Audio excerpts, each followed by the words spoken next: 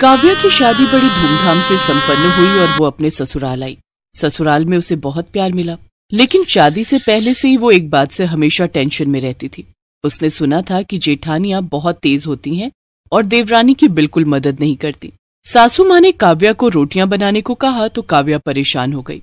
काव्या की जेठानी सविता, जो घर की बड़ी बहू थी, हर काम में निपुण थी, खासकर रोटियां बनाने में। मैं क्या करूं?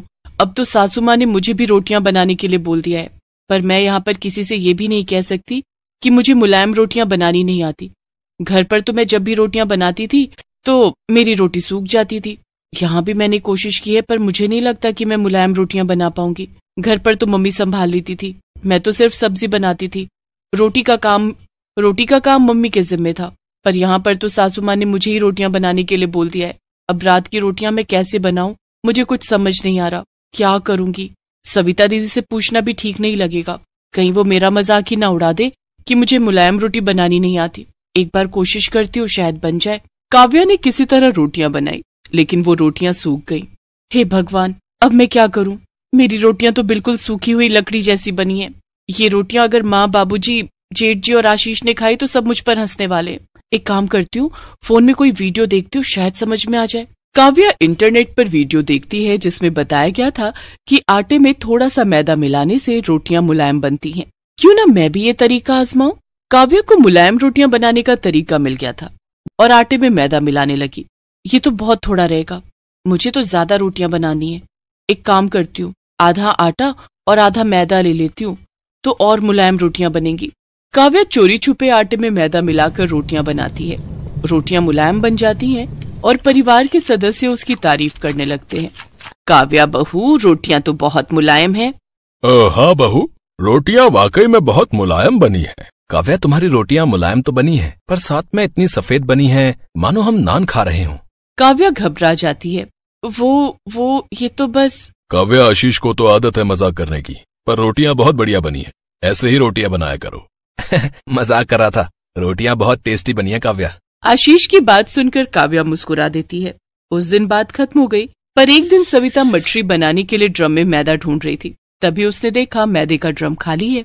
मैंने तो कुछ दिन पहले ही मैदा मंगवाया था, पर मैदे का ड्रम खाली क्यों है? मैंने तो मैदे का कुछ भी नहीं बनाया, हो सकता है खत्म हो गया हो। एक काम करती हूँ, मैदे के साथ आटा भी देख लेती हूँ, दोनों चीज एक साथ राशन से मंगवा लूंगी। ये आटा कुछ अलग क्यों लग रहा है? ऐसा लग रहा है आटे में मैदा मिला हुआ है। कहीं काव्या आटे में मैदा तो नहीं मिलाती? तभी उस दिन देवर जी बोल रहे थे कि रोटियां सफेद हैं। हो ना हो जरूर ऐसा ही है। मुझे काव्या से पूछना होगा। मैदे की रोटियां तो हम सबके लिए बहुत नुकसानदायक है। तभी काव्या आ जाती है। सविता उससे इस बारे में पूछती है। काव्या, सच बताओ, क्या तुमने आटे में कुछ मिलाया है? दीदी, मैंने उसमें थोड़ा सा मैदा मिलाया था ताकि रोटियां मुलायम बन सकें। पर क्यों काव्या, तुमने मैदे की रोटियां क्यों बनाई? ज्यादा मैदा खाने से स्वास्थ्य पर भी बुरा असर पड़ सकता है। मुझे माफ कर दीजिए दीदी, मुझे नहीं पता था कि इससे स्वास्थ्य पर असर पड़ेगा। वो दीदी, जब भी मैं रोटियां बनाती हूँ रोटियां सूख जाती हैं। मैंने इंटरनेट पर देखा था कि मैदे की रोटियां मुलायम बनती हैं। अरे ऐसा कुछ नहीं है, गेहूं के आटे की बनी रोटियां भी मुलायम होती हैं, बस सही तरीके से आटा गूंथना आना चाहिए। अगर तुम्हें गेहूं के आटे की मुलायम रोटी बनानी नहीं आती थी तो मेरे से पूछ लेती, मैं तुम्हें सिखा देती। दीदी, वो मैंने तो सुना था कि जेठानियां बहुत गुस्से वाली होती हैं। सॉरी दीदी, वो मैं थोड़ा घबरा गई थी। काव्या, ये सब किस्से कहानियों में होता है कि देवरानी जेठानी लड़ाई करते हैं। सच तो ये है कि मैं तुम्हें अपनी छोटी बहन की तरह मानती हूँ। मुझसे एक बार पूछती तो सही। चलो, मैं तुम्हें सही तरीके से रोटियां बनानी सिखाती हूँ।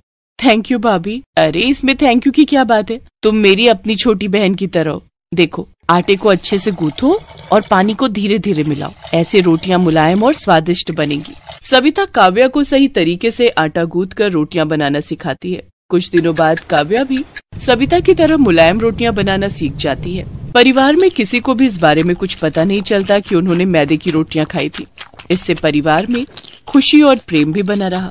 साथ ही सविता और काव्या दोनों देवरानी जेठानी का रिश्ता और भी मजबूत हो गया और दोनों ने मिलकर परिवार को खुशहाल बनाए रखा।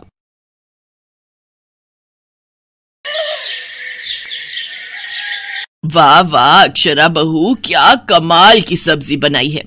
ऐसा कर, मेरे लिए तो तू 2 रोटी और सेक दे। पेट तो भर गया लेकिन मन नहीं भरा। माँ जी, लेकिन आटा तो खत्म हो गया। कोई बात नहीं, मैं अभी और आटा लगा देती हूँ। बहू, आटा लगा ही रही है तो मेरे लिए भी 2 रोटी और लगा देना। वो क्या है ना कि गर्मा गर्म रोटी का स्वाद ही अलग होता है। जी पापा जी। अक्षरा रसोई में जाती है, लेकिन वो देखती है कि उसकी देवरानी मालिनी रसोई की सफाई करके बर्तन धो रही थी। अरे मालिनी, तुमने चकला बेलन सब धो दिए क्या? हाँ दीदी, मैंने सोचा जब तक मम्मी पापा खाते हैं तब तक मैं अपना काम निपटा लेती हूँ, उसके बाद हम भी सुकून से खाना खा लेंगे, फिर उसके बाद के बर्तन तो नहीं धोने होंगे ना। हाँ, लेकिन अभी मम्मी जी और पापा जी को 2-2 रोटी और खानी है। क्या? लेकिन अभी तो मैं सबसे पूछ कर आई थी तो उन्होंने मना कर दिया था, और अब 2 मिनट में फिर रोटी मांगने लगे। हाँ, आटा भी फिर से लगाना पड़ेगा और किचन की सफाई और बर्तन फिर से धोने होंगे। कभी कभी तो मुझे लगता है ना कि ये रसोई नहीं ढाबा है, ढाबा जो हर वक्त चलता ही रहता है। अरे बहू, अभी तक रोटी बनी नहीं क्या? पता नहीं दोनों सारा दिन क्या करती रहती हैं। 2-2 बहुएं हैं, फिर भी खाना टाइम से नहीं मिलता है। जब देखो दोनों आपस में गुटरगू करती रहती हैं। भाभी, मुझे और चावल खाने हैं, 1 कटोरी ला दो ना। लेकिन रेखा, चावल तो सारे खत्म हो गए, जो भी थे पापा जी और तुम्हें दे दिए। ऐसे कैसे खत्म हो गए? पूरा 1 क्विंटल का कट्टा रखा है स्टोर रूम में, और तुम मेरी बेटी को 1 कटोरी चावल देने से भी मना कर रही हो। देखा माँ, भाभीयों के राज में तो खाने को भी तरसना पड़ रहा है। अब यहाँ खड़े खड़े मेरा मुंह क्या देख रही है? जा जल्दी से कुकर में 1 सीटी लगवा दे। चावल तो कुकर ने बनाने हैं, तूने थोड़े ना। अक्षरा गुस्से में रसोई में जाती है। अरे मालिनी, ला कुकर भी इधर दे। दीदी, मेरा क्या फायदा हुआ बर्तन धोने का? आप एक एक करके फिर सब ले रही हो। अरे तो क्या करूं? तू कितना भी घिस ले, हम लोगों की मेहनत तो इस घर में किसी को नजर आने वाली नहीं। कपड़े मशीन धो देती है, चावल कुकर बना देता है, साबुन बर्तन धो देता है, और हम दोनों दिन भर झक मारते हैं। दीदी, ये तो रोज का ही ड्रामा हो गया है इस घर का। किसी को आखिर में 1 रोटी तो किसी को 1 कटोरी चावल और चाहिए। अरे बर्तन तो पूरे ही गंदे होते हैं ना। ला, अब दे ना बर्तन, अब हम और कर भी क्या सकते हैं। अगर नहीं दिया खाना तो लोग कहेंगे 1 कटोरी चावल और रोटी के लिए बहू ने अपने ससुराल वालों को तरसा दिया। दोनों बहुएं फिर से काम पर लग जाती हैं। इसी तरह वो दोनों सारा दिन किचन में ही लगी रहती, जिस वजह से वो ना तो ठीक से अपने बच्चों की पढ़ाई पर ध्यान दे पाती और ना अपने पतियों के कपड़े समय से प्रेस कर पाती। उन दोनों के 1-1 बच्चा है। सास ससुर और ननद को मिलाकर कुल 9 लोगों का परिवार है। इतने सारे लोगों के लिए खाना बनाने और खिलाने और उनके बर्तन धोने में ही इनका सारा दिन निकल जाता है। दीदी, हम दोनों का सारा दिन रसोई में ही निकल जाता है। कभी कभी तो ऐसा लगता है ये लोग घर में बहू नहीं बल्कि रसोईया ब्याह कर लाए हैं।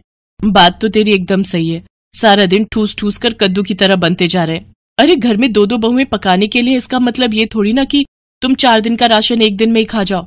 और तो और अब तो बच्चे भी बड़ों की देखम देखी करने लगे हैं। मालिनी, अब हमारा भी बेशरम बनने का वक्त आ गया है। इनकी अकल ठिकाने लगाने का ना मेरे पास एक आइडिया है, जरा कान इधर तो दे। अक्षरा अपनी देवरानी मालिनी को सारा प्लान समझा देती है। फिर अगले दिन सुबह की चाय में वो ढेर सारा मीठा डालती है और फिर चाय पीने के बाद अपनी सास से कहती है, मम्मी जी लाइए जरा मैं आपका शुगर नाप दूं। लेकिन बहू, मुझे क्या हुआ है? हुआ नहीं है तो हो जाएगा। ये देखिए आपका शुगर कितना बढ़ा हुआ है। मैं अभी डॉक्टर को बुलाकर आपका सारा हेल्थ चेकअप करवा देती हूँ, कहीं आपको कुछ हो गया तो। अरे शुभ शुभ बोल मरे मेरे दुश्मन। अच्छा, तू डॉक्टर को बुला ले, लगे हाथ तेरे पापा जी का भी चेकअप करवा लेंगे। कुछ देर बाद डॉक्टर घर आता है। अरे माता जी, अपने वजन पर कंट्रोल कीजिए, नहीं तो ये शुगर आपकी जान लेकर छोड़ेगा।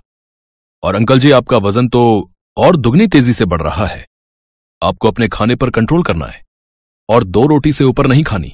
हे भगवान, ये डॉक्टर तो हमारे खाने के पीछे ही पड़ गया। माता जी, आपको बुढ़ापे तक स्वस्थ रहना है और पोते पोतियों को बड़े होते देखना है, तो खाना तो कंट्रोल करना ही पड़ेगा ना। नहीं नहीं, मुझे इतनी जल्दी नहीं मरना। बहू, तू ना आज से मेरे लिए 2 ही रोटी बनाना। डॉक्टर उन सबका ब्लड सैंपल ले जाता है और शाम को रिपोर्ट लेकर आता है। माताजी, मैंने कहा था ना आपको शुगर है। अब से आपको चावल, आलू और मीठा नहीं खाना है। और बाबूजी, आपको भी कोलेस्ट्रॉल की दिक्कत है, इसलिए आपको भी अपने खाने पर अब से ध्यान देना है। और रेखा, तुम्हारा भी वजन उम्र के हिसाब से ज्यादा है, इसलिए तुम्हें भी अपने खाने पर ध्यान देना होगा। अभी तो तुम्हारी शादी भी नहीं हुई, तुम्हारे शरीर को तो अभी कई बदलावों से गुजरना है। डॉक्टर ये कहकर वहां से चला जाता है।